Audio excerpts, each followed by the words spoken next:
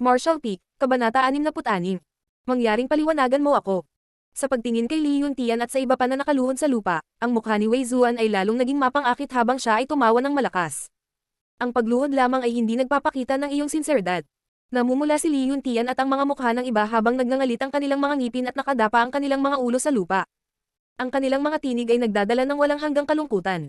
Brother Wei, mangyaring maging maawin. Nanliit ang mga mata ni Wei Zuan habang unti-unting nawala ang kanyang ngiti. Si Li Yuntian at ang pakiramdam ng katwiran ng iba ay naging dahilan upang siya ay maantig. Wei Zuan.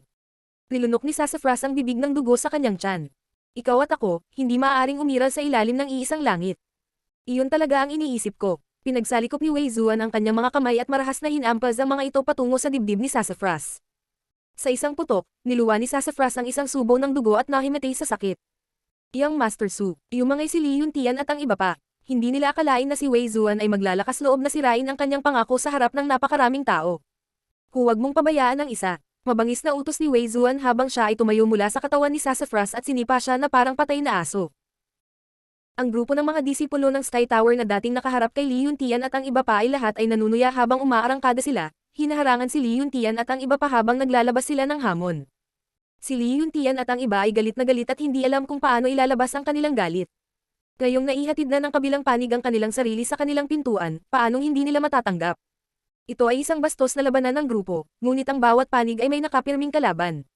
Tumisi si Wei Zuan habang nakatingin kay Li Yuntian at sa iba pa at kinukutya. Sino ang manggahas na hindi tanggapin, bugbugin sila hanggang mamatay. Kung mamatay sila, kasalanan ko. Malinaw na nais niyang turuan ng leksyon ng grupong ito ng mga taong sumunod kay Sassafras at ipaalam sa kanila ang mga kahihinatnan ng pagsunod sa maling tao. Dahil malapit si Yang Kai kay Li Yuntian at sa iba pa, siya ay tinarget din ng isa sa mga Wei Zuan. Mga nasasakupan. Ang taong ito ay sumugod sa harap ni Yang Kai at iniulat ang kanyang pangalan. Hindi na niya hinintay na tumugon si Yang Kai bago direktang umatake. Si Yang Kai ay sumipa ng malakas na puwersa at damapo sa tiyan ng tao. Agad namang lumuhad ang tao. Ang kanyang lakas ay malamang na nasa tempered body boundary lamang, kaya ayon sa mga patakaran, hindi siya kwalipikadong hamanin si Yang Kai, ngunit dahil hiniling niya ito, hindi niya masisisi ang sinuman. Sa pagkislap sa magulong larangan ng digmaan, hakbang-hakbang na naglakad si Yang Kai patungo sa Sassafras. Pinaikit ni Wei Zuan ang kanyang mga mata habang sinusukat niya si Yang Kai. Bakas sa kanyang mga mata ang bakas ng pagdududa. Natural na alam ni Wei Zuan kung ilang tao ang mayroon si Sassafras at kung sino sila. Gayunpaman, hindi pa niya nakita si Yang Kai dati. Sa isang sandali, hindi niya matukoy ang pagkakakilanlan ni Yang Kai. Nanatiling tahimik si Yang Kai. Lumapit siya kay Sassafras na may malamig na mukha at inabot para suriin ang kanyang paghinga. Nakahinga siya ng maluwag nang makitang nahimatay lang si Sassafras. Sino ka? Agad namang nalungkot si Wei Zuan. Nagkaroon siya ng sama ng loob kay Sassafras, at ang taong ito ay talagang naglakas loob na suriin ang mga pinsala ni Sassafras sa kanyang harapan. Malinaw na hindi niya ito inilagay sa kanyang mga mata. Tumayo si Yang Kai at tahimik na tumingin kay Wei Zuan. Tinatanong ng young master na ito kung sino ka. Nagtaas baba si Wei Zuan at nagtanong sa mabagsik na boses. Pagsubok na disipulo Yang Kai, mangyaring maliwanagan ako. Itinaas ni Yang Kai ang kanyang mga kamay patungo kay Wei Zuan. Ganito ang kagandahang asal ng mga alagad ng Sky Tower nang maghamon sila sa isa't isa. Yang Kai. Saglit na natigilan si Wei Zuan, pagkatapos ay napagtanto kaagad. Ikaw si Yang Kai na naging limelight kamakailan. Binobola mo ako, ngunit kung walang ibang tao sa sekta na tinatawag na Yang Kai, at ako lang. Anong biro? Isang walang kabuluhang trial disciple ang nang ahas na hamanin ang young master na ito. Mayroon ka bang mga kwalifikasyon? Nakanguso si Wei Zuan. Ayon sa mga patakaran ng sekta, hanggat ang pagkakaiba ng lakas sa pagitan ng mga disipulo ay mas mababa sa 3 antas, maaari nilang hamanin ang isa't isa. Ang young master na ito ay nasa initial element boundary 3rd level, sa tingin mo sino ka? Naiinis na sabi ni Wei Zuan. Ang trial disciples ay mga disipulong hindi nakalusot sa initial element boundary. Dahil hindi pa sila nakalusot, dapat na higit sa 3 antas ang layo nila sa kanya. Nasa initial element boundary 3rd level din ako. Walang pakialam na sagot ni Yang Kai. Umalangaw ang sunod-sunod na mga boses na nalilito. Imposible, nasa initial element boundary 3rd level na si Yang Kai. Hindi ba't sinabi nila na inabot siya ng 3 taon upang maabot ang tempered body 3rd level? Mali ba ang sinabi ko? O mali ba ang pagkakaalala ko? Iyan ay kakaiba, noong hinamon ako ni Yang Kai, siya ay nasa tempered body 8th level lamang. Paano niya naabot ang antas na ito nang wala pang 1 buwan? Lahat ng uri ng pagdududa ay itinaas. Tumingin din si Wei Zuan kay Yang Kai nang may kahina-hinala, na para bang iniisip niya kung nagsasabi siya ng totoo. Dahil naabot na niya ang initial element boundary, bakit trial disciple pa rin siya? Paano niya malalaman na nakalusot lang si Yang Kai kagabi, at direktang nakalusot siya mula sa tempered body 9th level hanggang sa antas na ito? Ngayon mayroon na akong mga kwalifikasyon para hamanin ka, tama? Pinaikit ni Yang Kai ang kanyang mga mata at nagtanong, isang mabangis na liwanag ang kumikislap sa kanyang mata. Kung talagang mayroon kang lakas, mayroon kang mga kwalifikasyon. Tumanggo si Wei Zuan at tumawa ng masama. Kung hindi ka natatakot sa kamatayan. Walang pakialam na sinabi ni Yang Kai. Sana hindi ka natatakot sa kamatayan. Walang hiyang pagmamayabang. Galit na galit si Wei Zuan. Naisip niya sa sarili. Nakasuot ako ng defensive artifact. Kahit na ang isang cultivator sa tuktok ng initial element boundary ay hindi makakalusot sa aking depensa. Nasa invincible position ako. Paano ka, isang initial element boundary 3rd level, mananalo laban sa akin? Halika, hahayaan kitang suntukin ako. Mayabang na kumaway si Wei Zuan kay Yang Kai. Paano magiging magalang si Yang Kai? Mabilis siyang umakyat at direktang sinuntok si Wei Zuan sa dibdib. Ang nag-aapoy na mainit na Truyang Yuan Chi ay bumuhos. Hindi lamang nito nasaktan si Wei Zuan, ngunit ang katawan ni Yang Kai ay nanginag at siya ay napaatras ng ilang hakbang. Tumingin siya sa ibaba at nakita niyang namumula na ang kamao niya. Malinaw na nasugatan siya ng sarili niyang Yuan Chi. Lalong naging proud si Wei Zuan sa kanyang sarili. Bago pa siya matapos magsalita ay nagulat naman siya. Ito ay dahil natuklasan niya na ang mga mata ni Yang Kai ay biglang namula. Isang mabangis na alon ng Yuan Chi ang nagmula sa kanyang katawan na nagdadala ng kumukulong init. Walang kahit kititing na takot ang kanyang mga mata, tanging pananabik. Ang mga matang ito ay parang mga mata ng isang mabangis na hayop. Kapag nakakita ito ng biktima na kinaiinteresan nito, ito ang pasimula sa isang marahas na pag-atake. Sa walang dahilan, biglang tumibok ang puso ni Wei Zuan. Sumunod na si Yang Kai ng may ngiti. Tahimik na lumitaw ang isang patak ng Yang liquid sa kanyang mga daliri. Sa isang pag-iisip, nag-transform ito sa isang dugong pulang talon na kasing ninipis ng pakpak ng sikada. Ang dugong pulang ilaw ay kumislap, na sinundan ng isang mahinang tunog na tumutusok. Nag-cruise ang mga katawan ni Yang Kai at Wei Zuan. Naramdaman lang ni Wei Zuan ang lamig sa kanyang tiyan. Tumingin siya sa ibaba at ang kanyang puso ay lumubog sa ilalim. Sumigaw siya. May embroidered cloud chainmail. Ang embroidered cloud chainmail na ito ay isang common level middle level defensive artifact. Bagamat hindi mataas ang grado nito, bagay na bagay ito para sa isang magsasaka ng kanyang antas. Nakuha ito ng dakilang elder mula sa isang lugar at ibinigay sa kanya. Sa oras na iyon, malinaw na sinabi ng Great Elder na ang isang initial element cultivator ay hindi makakalagpas sa depensa ng artifact na ito maliban kung gumamit sila ng isang makapangyarihang martial skill. Ngunit ngayon, ang artifact kung saan siya naglagay ng ganoon kataas na pag-asa, ay talagang nabuksan ng isang initial element stage 3rd stage trial disciple sa isang solong round. Anong uri ng sandata ang ginamit niya? Hindi kaya isang artifact din ang pulang sandata ng dugo? At mas mataas pa ang grade nito kaysa sa embroidered cloud chainmail. Kung hindi, paano ito magkakaroon ng kahangahangang epekto? Martial Peak, Kabanata 67. Hindi ka kasing galing niya. Sa sandaling ito, si Wei Zuan ay parehong nabigla at nabalisa. Laking gulat niya nang hindi makadepensa ang kanyang embroidered cloud chainmail sa atake ng kalaban. Siya ay nabalisa na ang nagtatanggol na artifact na ito ay nabuksan at ganap na nawala ang kakayahang ipagtanggol. Sa kanyang matinding galit, tumalikod si Wei Zuan at itinapon ang sarili kay Yang Kai, sumisigaw. Maglakas loob kang sirain ang artifact ko, papatayin kita. Nasa initial element boundary 3rd stage din si Wei Zuan, kaya kapag ginamit niya ang kanyang buong lakas, hindi magiging masama ang kanyang lakas. Ngunit si Yang Kai ay nakapatay na ng initial element boundary 5th stage cultivator noong siya ay nasa tempered body stage, kaya ano ang magagawa ng isang maliit na 3rd stage cultivator? Nang dumating si Wei Zuan sa kanyang harapan, ang pulang dugong talon sa kanyang kamay ay nag-crisscross at naglazles ng ilang beses. Biglang nanlamig ang katawan ni Wei Zuan. Ang kanyang kamao ay 3 pulgada lamang ang layo kay Yang Kai, ngunit hindi niya ito matamaan. Ito ay dahil naramdaman niya ang pag-aapoy sa kanyang dibdib. Nanginginig ang kanyang mga mata habang nakatingin sa ibaba at nakita ang pulang talon ng dugo sa kamay ni Yang Kai. Para itong ahas na inilabas ang dila, lumulunok at dumura habang nakadikit sa kanyang dibdib. Isang defensive artifact, hindi ganoon kaganda. Tumingin si Yang Kai. Ang kanyang mga mata ay dumaan sa malapit na embroidered cloud chainmail ni Wei Zuan, na may ilang malalaking bitak. Nagulat din si Yang Kai. Hindi niya akalain na magiging ganito katulis ang talon na nabuo mula sa kanyang Yang liquid. Kung talagang nakipag-away siya kay Wei Zuan, bagamat maaari siyang manalo, tiyak na hindi ito magiging ganito kadali. Umaasa lamang siya sa kapangyarihan ng Yang liquid. Ngunit dahil umaasa ang kalaban sa embroidered cloud chainmail, bakit hindi niya magamit ang Yang liquid? Ang lakas ng loob mong saktan ako. Nanginginig ang mukha ni Wei Zuan habang nakatingin kay Yang Kai na may mabangis na ekspresyon. Kahit na ang kanyang buhay ay nasa mga kamay ni Yang Kai, wala siyang kahit kititing na takot. Siya ang apo ng unang elder. Sa ganoong kagalang-galang na katayuan, walang sinuman sa Sky Tower ang may lakas ng loob na saktan siya. Little brat, hindi mo alam, ang lolo ko ang unang elder. Kung maglakas loob kang saktan ako, patay ka. Pagbabanta ni Wei Zuan. Si Yang Kai ay nanatiling hindi natinag. Ang pulang dugo na talon sa kanyang daliri ay naging mas mapanganib, at ang pulang ilaw sa kanyang mga mata ay naging mas maliwanag. Iniisip ko kung ikaw ang unang mamamatay, o ako. Tumingin si Yang Kai kay Wei Zuan nang may interes. Isang kakaibang ngiti ang lumitaw sa kanyang mukha habang unti-unti niyang pinalakas ang kanyang mga daliri. Isang bakas ng madilim na pulang dugo ang lumabas mula sa dibdib ni Wei Zuan. Namutla ang mukha ni Wei Zuan at hindi niya maiwasang mapaungot. Sa sandaling nasugatan ang kanyang katawan, naramdaman niya ang mainit na yuan chi na pumasok sa kanyang katawan, na nasusunog ang kanyang laman ng masakit. Maglakas loob ka. Tumingin si Wei Zuan kay Yang Kai nang hindi makapaniwala. Hindi niya akalain na may isang tao sa High Heaven Pavilion na nang ahas na saktan siya. Maglakas loob man ako o hindi, nagawa ko na, sa tingin mo ba maglakas loob ako o hindi? Si Yang Kai ay patuloy na nagpalakas ng lakas. Ang talam ay tumagos sa kalahating pulgada, na naging sanhi ng pag-agos ng dugo. Biglang nanginag ang katawan ni Wei Zuan. Naglagay siya ng isang malakas na harapan at sinabi, "Hindi ka natatakot na patayin ka ng aking lolo." Ang mga alagad ng sekta ay nagkukumpere lamang ng mga tala. Ang buhay at kamatayan ay kanilang sariling responsibilidad. Malamig na ngumuso si Yang Kai. Hindi ka kasing galing ng iba. Kung mamatay ka, hindi mo masisisi ang sinuman. Paano kung siya ang unang elder? Hindi sa kanya ang Sky Tower. Natakot si Wei Zuan. Napatingin siya sa baliw na kapwa alagad sa kanyang harapan. Isang lamig ang bumangon mula sa kaibuturan ng kanyang puso at nanlamig ang kanyang buong katawan. Nang malapit na niyang ibuka ang kanyang bibig, bigla siyang pinutol ni Yang Kai. Bago mo masabi ang dalawang salitang aminan ng pagkatalo, papatayin kita.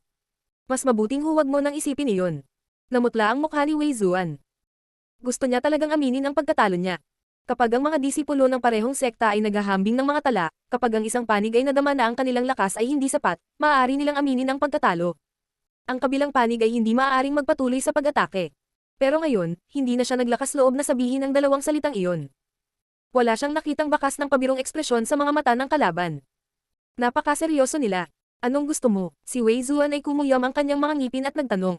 Wala lang, nararamdaman ko lang na hindi ka kasing galing ni Sassafras. Ang tanging dahilan kung bakit ka manalo laban sa kanya ay dahil sa iyong sikretong artifact.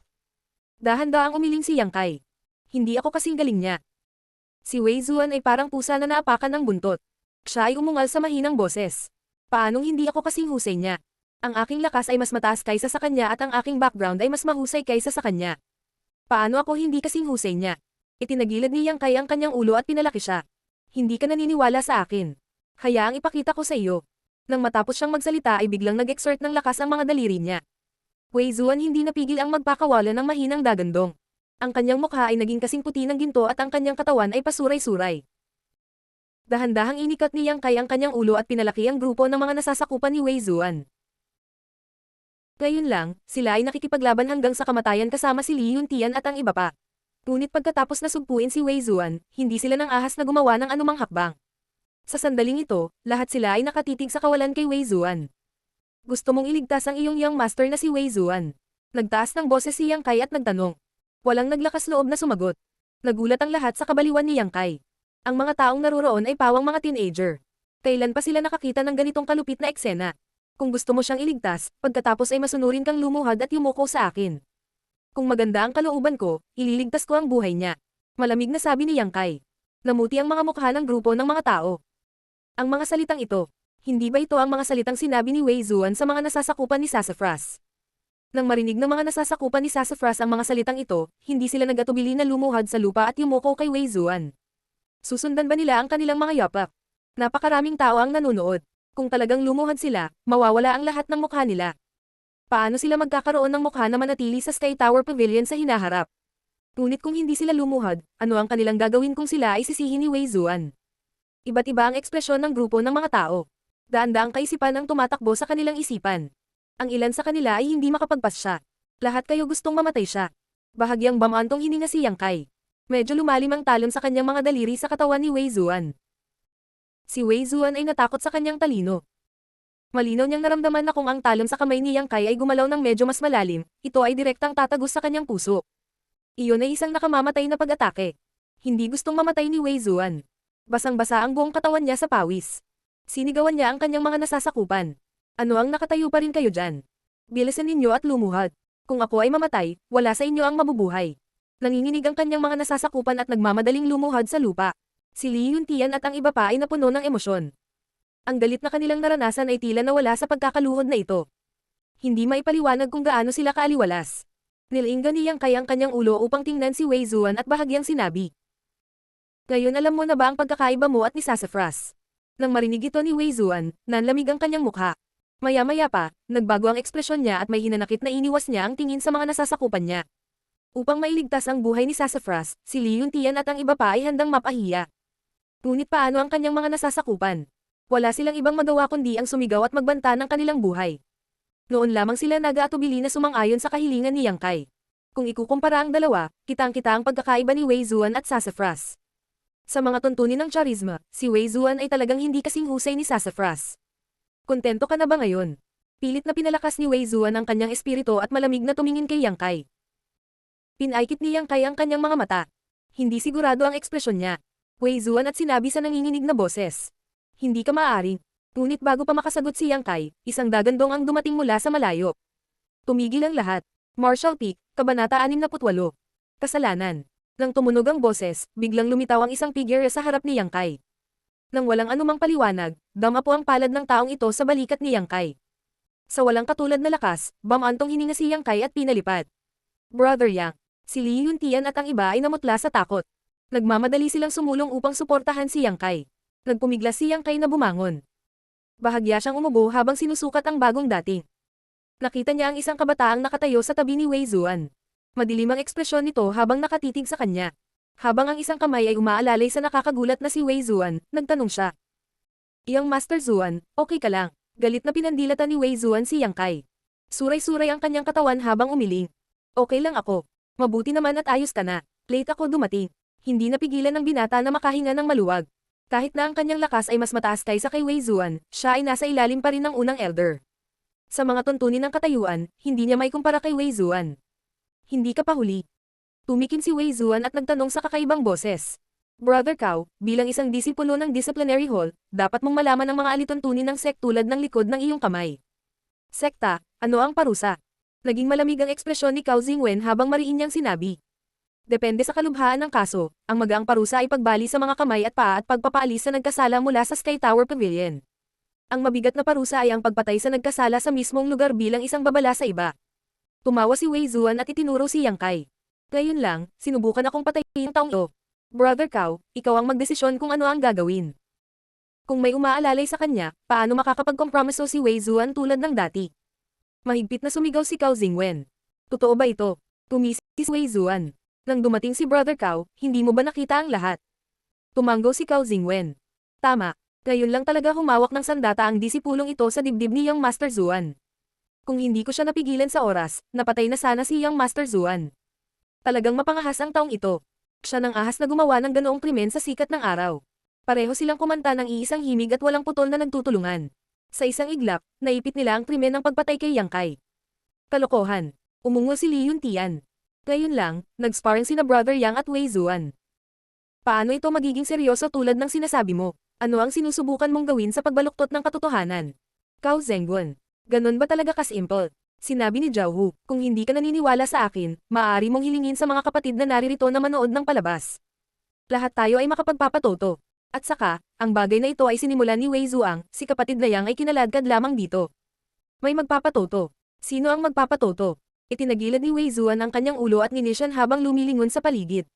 Marami sa mga alagad ng High Heaven Pavilion na nagtipon upang panuurin ang saya ay biglang nagkalat na parang mga ibon at hayop, mabilis na tumakas sa eksena. Narinig nilang lahat ang tungkol sa elder struggle ng pavilion, kaya natural na wala silang lakas ng loob na makialam. Kahit saang panig sila nasaktan, hindi magiging maganda ang kanilang hinaharap na mga araw sa High Heaven Pavilion. Nang makita ni Li Yuntian ang eksenang ito, hindi niya napigilan ang pagngangalit ng kanyang mga ngipin sa galit, ngunit itinuwid pa rin niya ang kanyang leeg at sinabi. Nakilahok kami sa buong proseso. Alam namin ng malinaw ang bawat detalye. Kami ang mga saksi. Umiling si Cao Zengguan. Nagtipon ka ng maraming tao para lumaban, kaya nagkasala ka. Paano ka magpapatoto? Nagtipon ng maraming tao upang labanan. Tumalon si Zhao Hu at umungal. Malinaw na si Wei Zuang ang humiling sa kanyang mga nasasakupan na hamanin tayo. Saan nanggaling ito? Cao Zengguan, huwag mong isipin na dahil lang sa ikaw ay disciplinary disciple magagawa mo ang lahat ng gusto mo. Hayang Heaven Pavilion ay hindi para sa iyo na magpasya. Ang lakas ng loob mo, sinaway ni Cao Zengguan. Ang disciplinary hall ay kumakatawan sa mga tuntunin ng High Heaven Pavilion. Ito ay palaging patas at makatarungan. Maglakas loob kang tanungin ang autoridad ng disciplinary hall, ang iyong krimen ay mas malala pa. Kung gusto mong hatulan ng isang tao, maaari kang laging makahanap ng isang dahilan. Ikanaway ni Yang Kai ang kanyang kamay para pigilan si Li Yuntian at ang iba pa sa pagtatalo. Nang tumingin kay Cao Zhenguan, ninisyon niya. Patas at makatarungan. Ngayon ay nakita ko na ang tinatawag na patas at makatarungan. Humph. Tumisi si Cao Zhenguan at sumigaw. Dakpin silang lahat. Pagkatapos ng talakayan ng Elder Council, haharapin sila. So. Ang sunod-sunod na tunog ng pag-flap ng mga damit ay nagmula sa lahat ng direksyon. Mahigit 10 disciplinary hall disciples ang sumugod mula sa lahat ng direksyon. Kahit na ang pinakamahina sa kanila ay nasa initial element boundary 5th stage. Paano magiging kaparehas nila si Li Yuntian at ang iba pa? Ilang saglit lang, lahat sila ay naipit sa lupa at pinigilan. Hindi tumanggi si Yang Kai dahil alam niyang wala itong silbi kahit gawin niya ito. Maghintay at makita'y paalam. Si Wei Zhuang ay isang maliit na tao na nakuha ang gusto niya. Naglakad siya sa harap ni Yang Kai at ninisyon siya. Alisin mo sila. Utos ni Cao Zhenguan. Dinala ng disciplinary hall disciples si Li Yuntian at ang iba pa. Sa pagtingin sa walang malay na si Sassafras sa lupa, napasimangot si Cao Zhenguan. Wala siyang pakialam kina Yang Kai at Li Yuntian, ngunit espesyal ang pagkakakilanlan ni Sassafras. Wala siyang lakas ng loob na hawakan siya. Pagkatapos mag-isip sandali, sinabi niya. Ipadala ang junior brother sa pangalawang elder. Oo, may sumagot at binuhat si Sassafras sa lupa at nagmamadaling umalis. Iyang Master Zhuang, nagdusa ka na, mahinang sabi ni Cao Zhenguan. Pinaikit ni Wei Zhuang ang kanyang mga mata at nagngangalit ang kanyang mga ngipin. Yung Yang Kai na iyon, siguradong hindi ko siya papakawalan. Pinahiya niya ako ngayon. Kung hindi ako maghihiganti, hindi ako magiging lalaki. Dapat alam mo kung ano ang gagawin. Gawin. Nag-alinlangan si Cao Zhenguan. Iyang Master Zhuang, medyo malaki ang usapin ngayon. Siguradong maaalarma ang mga elder. Kung gagawa tayo ngayon, natatakot ako na hindi ito magiging maganda. Bakit hindi natin hintayin ang mga elder? Gumawa ng desisyon bago gumawa ng hakbang. Pero hindi ko kaya itong nakahiga. Sabi ni Wei Zhuang na may mabangis na ekspresyon. Huwag kang mag-alala, tutulungan kitang turuan siya ng leksyon. Ipapaalam ko sa kanya ang mga kahihinatnan ng pagkakasala sa iyo. Huwag mo siyang bugbugin hanggang mamatay. Gusto ko siyang wakasan gamit ang sarili kong mga kamay. Ayon sa gusto mo, sa Forest Prison ng High Heaven Pavilion, si Yang Kai at ang kanyang grupo ay lahat ay nakakulong dito. Ang Forest Prison ay madilim at mamasa-masa, ang temperatura ay napakalamig, at may mga daga at lamok sa lahat ng dako. Ang mga alon ng nakakasukang amoy ay sumugod mula sa lahat ng direksyon, ang kapaligiran ay napakasama. Ang Forest Prison ay ang lugar kung saan ikinulong ng Sky Tower ang mga disipulong nagkamali. Hindi inakala ni Li Yuntian at ng iba pa na isang araw ay makukulong sila dito. Ang bawat isa sa kanila ay may masamang lasa sa kanilang mga bibig. Brother Yang, sa pagkakataong ito ay dinawit ka na namin. Umupo si Li Yuntian sa tabi ni Yang Kai at mahinang humingi ng tawad. Tumiti si Yang Kai. Hindi mo ito kasalanan. Hindi ko napigil ang tumalon. Hindi ko kayang makita ang sarili kong pamilya na nag-aaway. Nag-aaway sa isa't isa. Halos mabulunan si Li Yuntian. Hindi ba't kasama rin tayo sa mga salitang ito? Upang ilagay ito ng maayos, ito ay tinatawag na labanan ng bawat isa. Upang maging prangka, hindi ba aawayan lang ito ng mga disipulo ng sekta? Napangiti si Yang Kai. Totoo iyon. Pero Brother Yang, huwag kang mag-alala. Hindi tayo maaaring hindi papansinin ni Yang Master Su. Kailangan lang nating maghintay dito ng ilang oras at may liligtas tayo ni Yang Master Su. Simpleng relatibong nasa isip ni Li Yuntian. Inikat ni Yang Kai ang kanyang katawan at kumuha ng mas komportableng posisyon. Sabihin mo sa akin, bakit may lamat sa pagitan ng dakilang elder at pangalawang elder? Narinig ito ni Li Yuntian at bamantong hininga. Ito ay may kaugnayan sa ating sect leader. Oh, gusto kong marinig ang mga detalye. Sinabi ni Li Yuntian. Noong nakaraan, sinabi rin sa iyo ni Yang Master Su ang tungkol sa dalawang disipulo ng sect leader. Mula nang umalis ang sect leader sa bundok upang hulihin ang pangalawang disipolo at itapon siya sa Koilang Dragon Stream, ang ating sect leader ay bihirang lumitaw sa harap ng iba. Hindi man lang niya pinapansin ang mga usapin ng Sky Tower. Nitong mga nakaraang taon, ang Great Elder ay nagsisilbing sect leader. Siguro dahil matagal na siya dito kaya mas naging ambisyoso siya. Tunay na itinuturing na ngayon ng dakilang elder ang kanyang sarili bilang leader ng sekta. Hindi ito gusto ng ikalawang elder at iniisip niya na madalas lumampas ang dakilang elder sa kanyang mga hangganan. Sa paglipas ng panahon, natural na magkakaroon ng alitan. Marshall Peak, Kabanata 69. Pagkakaiba sa pagitan ng alagad at mga ninuno. Sa kasalukuyang Sky Tower Pavilion, ang Great Elder, 4th Elder at 5th Elder ay nagkaalyansa. Ang Great Elder ay ang pinuno, habang ang 2nd Elder at 3rd Elder ay kabilang sa ibang paksayon. Gusto ng una na palitan ang sect leader, habang gusto ng huli na protektahan ang sect leader. Kaya lang medyo mas malakas ang paksayon ng Great Elder. Maraming pagkalugi ang 2nd Elder at 3rd Elder nitong mga nakaraang taon. Nang marinig ang mga salita ni Li Yuntian, agad na naunawaan ni Yang Kai. Kung hindi magkakasundo ang mga matatanda, natural na mag-aaway din ang mga nakababatang henerasyon. Ang salungatan sa pagitan ni Sassafras at Wei Zuan ay malamang na nangyari dahil dito, ngumisi si Zhao Hu. Kapag hindi lumabas ang tigre sa bundok, ang unggoy ang hari. Kung talagang lilito ang sect leader, sino ang Great Elder at ang iba pa? Tinitigan ni Li Yuntian si Zhao Hu at sinabing, huwag kang magsalita sa likod namin. Tayong mga nakababatang henerasyong disipulo ay hindi dapat magsalita ng masama tungkol sa ating mga matatanda. Kahit na hindi natin gusto ang kanilang mga pamamaraan.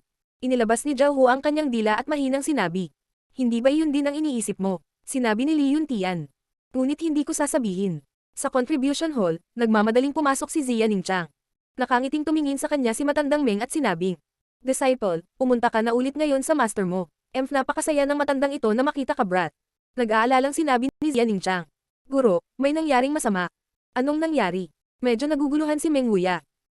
Hindi pa niya nakita ang kanyang alagad ng ganito kagulo. Mabilis na sinabi sa kanya ni Zia Ningchang ang tungkol sa hidwaan ni na Yang Kai at Wei Zuan ngayon. Matapos marinig ito, naging malungkot ang mukha ni Meng Wuya. Sinasabi mo na naabot na ni Yang Kai ang ikatlong yugto ng boundary ng inisyal na elemento. At natalo pa niya si Wei Zuan. Oo, paulit-ulit na tumanggo si Zia Ningchang. Napaisip siya, ako ang tumulong sa kanya na makalusot. Mukhang hindi maliit ang kanyang huling nakatagpo sa Blackwind Mountain. Napakabilis ng kanyang cultivation. Bahagyang nagulat si Meng Wuya. Guro, huwag kang masyadong emosyonal. Dapat kang mabilis na mag-isip ng paraan para iligtas siya. Nag-aalalang sabi ni Zia Ningchang. Nang marinig ito, tinitigan ni Meng Wuya ang kanyang disipulo. Na may kakaibang ekspresyon, tinanong niya. Disciple, bakit ka kinakabahan? Natigilan si Zia Ningchang at nauutot. Ako ba? Oo, kinakabahan ka ngayon. Tumanggo si Meng Wuya. Ang kanyang disipulo ay kasing dalisay ng yelo at kasing dalisay ng jade. Walang mas nakakakilala sa kanya kaysa sa kanya. Sa paglipas ng mga taon, hindi parang walang mga natatanging lalaking disipulo ang humabol sa kanya, ngunit ang kanyang saloobin sa kanila ay palaging isang paggalang at paggalang. Ngayon, gayunpaman, talagang humingi siya ng tulong para sa isang tao na nasa ikatlong yugto lang ng boundary ng inisyal na elemento. Malinaw, hindi ito normal. Sinabi ni Zia Ningchang.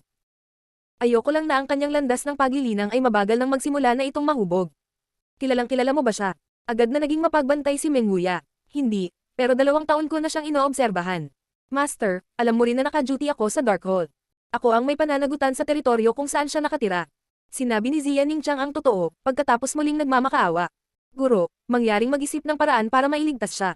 Sa pagkakataong ito, nasaktan niya ang dakilang elder. Kung wala ang tulong ng isang dalubhasa, natatakot ako na hindi niya matakasan ang kalamidad na ito. Ang pangalawang elder maaaring walang pakialam sa kanyang buhay o kamatayan. Guro, ikaw ang dalubhasa. Puno ng kasiyahan ang mukha ni Meng Wuya. Palaging gumagana ang pambabola, hindi banggitin na ang sarili niyang mahalagang alagad ang nambobola sa kanya. Pagkaraan ng ilang sandali ay nakaramdam ng pagmamalaki, kumunot ang noo ni Meng Wuya. Disciple, ang bagay na ito ay hindi maaaring panghimasukan ni Master. Kita mo, ito ay pagkatapos ng lahat ng panloob na gawain ng High Heaven Pavilion. Ang matandang Master na ito ay isang tagapag-alaga lamang. Hindi nararapat na makialam ako.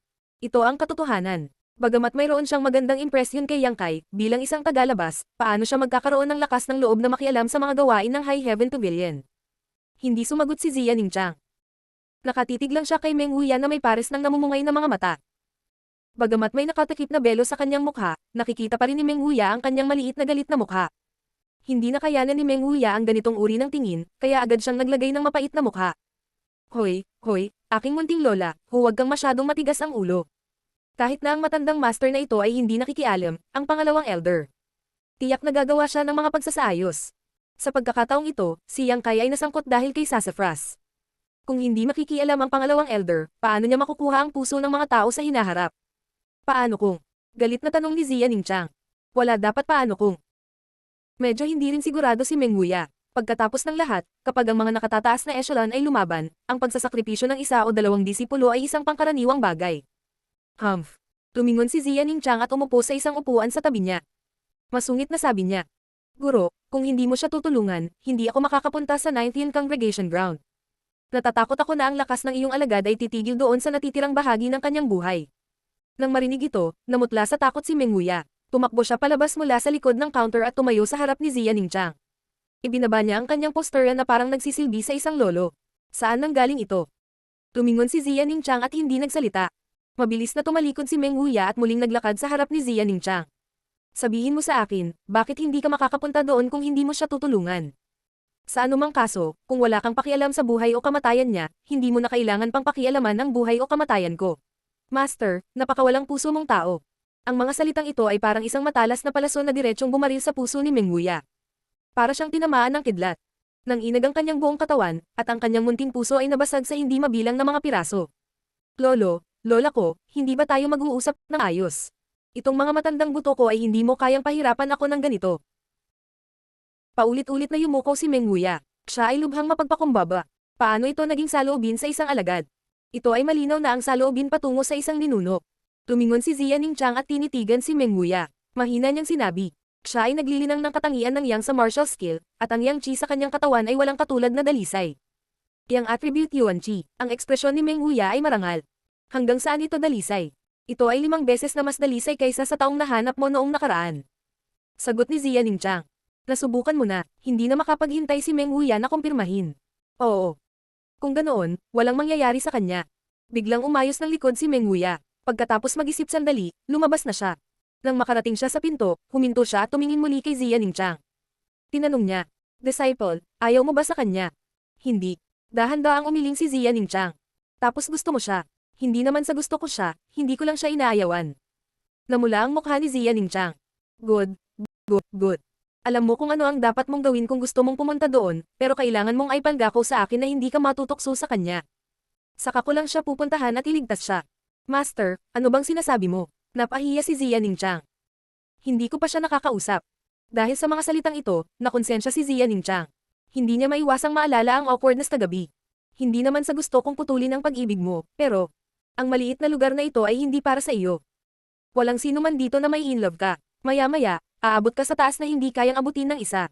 Sa oras na iyon, mabubuhay ka ng daan-daang taon, o kahit libu-libong taon, habang ang taong mahal mo ay unti-unting mamamatay sa katandaan sa harap mo. Ayokong maranasan mo ang ganoong sakit. Disipulo, dapat mong tandaan, ang rurok ng martial arts ay kalungkutan, at kalungkutan. Martial Peak, Kabanata 70. Isa laban sa 5 kaaway. Meng Wuya ay sinabi ng may buntong hininga, na parang nagsasalita siya mula sa kanyang puso. Tikas na maririnig ni Zia Ningchang ang kalungkutan sa kanyang mga salita. Hindi kaya naranasan ni Master ang ganitong bagay. Nang magtatanong pa sana siya, nawala na si Meng Wuya. Kasabay nito, sa Black Wind Trade, sa harap ng kahoy na bahay ng alagad ng High Heaven Pavilion, isang binata ang nagmamadaling tumakbo. Nakatayo sa harap ng pinto, marahang kumatok at pinakalma ang kanyang paghinga bago mahinang tumawag. Senior Sister Su, anong problema? Isang malamig na boses ang nagmula sa loob. Napakasarap pakinggan ng boses, ngunit nagdadala ito ng isang uri ng lamig na nagtataboy sa mga tao na libu-libong milya ang layo. Halos mamuo na ang pawis sa katawan ng binata. Nanginginig na sabi niya. Nawalan ng malay si Young Master Sassafras. Ang kanyang mga nasasakupan ay hinuli na rin ng Law Enforcement Hall at ikinulong sa Forest Prison. Sa sandaling bumaba ang kanyang boses, biglang bumukas ang pinto ng bahay na gawa sa kahoy at isang puting damit na si Suya nang bumungad sa kanyang harapan. Mabilis na umatras ng 2 hakbang ang lalaki at ibinaba ang kanyang ulo, hindi nang ahas na tumingin ng diretso sa walang kamali-mali na mukha ni Suyan. Magsalita ka ng malinaw, anong nangyari? Malumanay na tanong ni Suyan, ngunit ang buong bahay na gawa sa kahoy ay naglalabas ng bug zone ng malamig na hangin na nakikita ng mata. Maririnig ang mga kaluskos mula sa lupa, ang tunog ng yelo na nabubuo.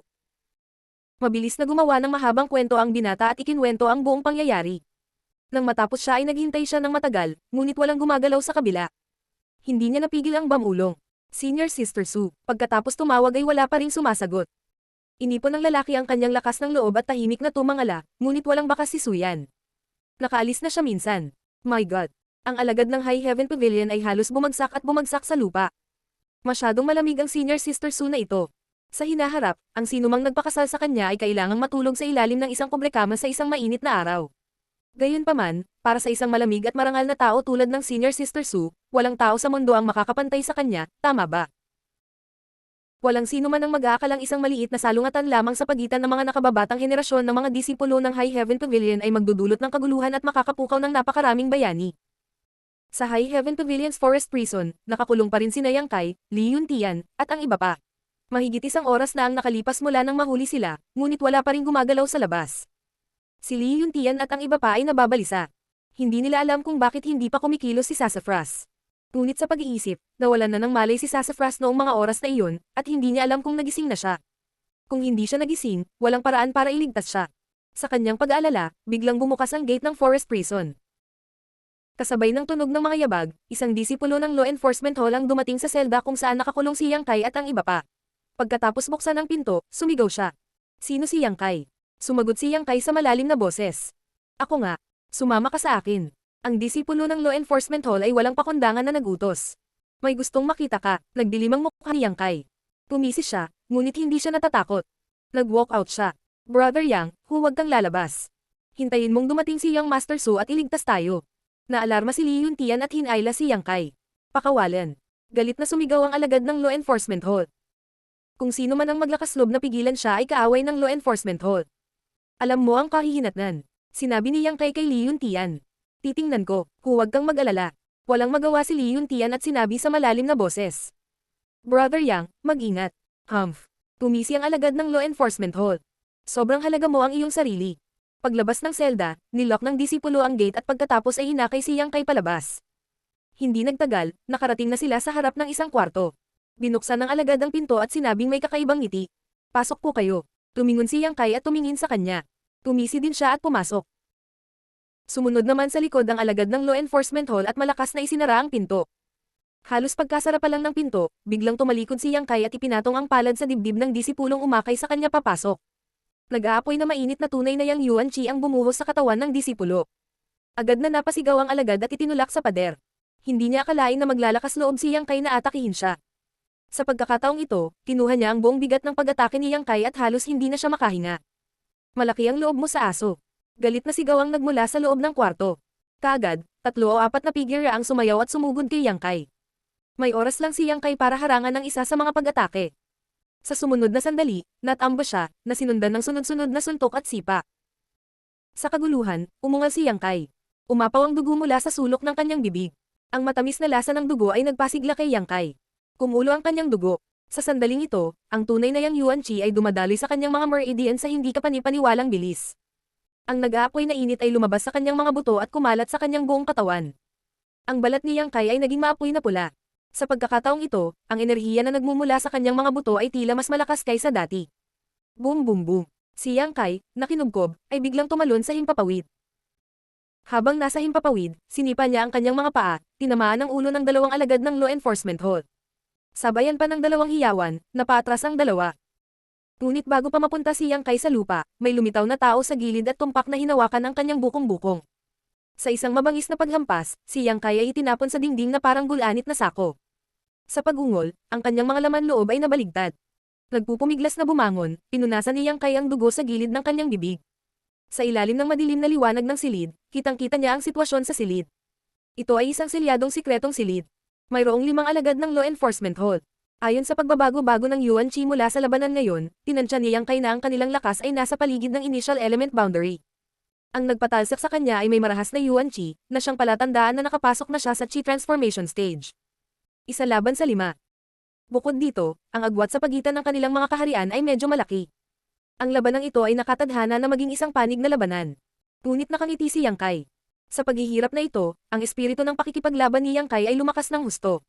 Maglakas loob kang gumawa ng inisyatiba upang manakit ng iba. Malamig na sigaw ng disipulo ng Chi transformation stage. Hindi maliit ang tapang mo. Ang 4 pa ay nakatayo sa likuran niya, malamig na nakatingin kay Yang Kai. Nakatanggap sila ng utos mula kay Cao Jingwen na turuan si Yang Kai ng magandang aral, hanggat hindi nila siya papatayin. Hindi nila inaasahan na pagpasok pa lang nila sa silid, si Yang Kai ay aktwal na magkukusa sa pag-atake, na mahuli sila at mawalan ng mukha. Hehehehe. Nakasando si Yang Kai sa dingding na bahagyang nakayuko ang ulo. Ang kanyang mga eskarlata na mata ay tumingin sa 5 tao at malamig na sinabi. Gusto mo akong saktan? Sa tingin mo ba hindi ako makakaganti? Nagdilimang mukha ng disipulo ng Chi transformation stage. Tumawa siya ng masama. Masyado kang matalino. Dahil alam mo kung ano ang iniisip namin, kaya huwag kang gumanti. Masunurin hayaan mong bugbugin ka namin para mailabas niyang Master Wei Zuan ang kanyang galit. Kung maglakas loob kang gumanti, maaari kang matalo. Braso o binti, pwede mong subukan. Malamig na tiningnan siya ni Yang Kai. Matigas ang ulong tanga. Bugbugin mo siya. Sa ilalim ng utos, lumipat muli ang 5 tao. Ang kanilang mga galaw ay walang awa, hindi nagpapakita ng kahit kititing na awa. Sa kanilang lakas, ito ay higit pa sa sapat upang harapin si Yang Kai ng isa-isa. Ngayong magkasama silang 5 sa pag-atake, natural na madaling turuan ng leksyon si Yang Kai.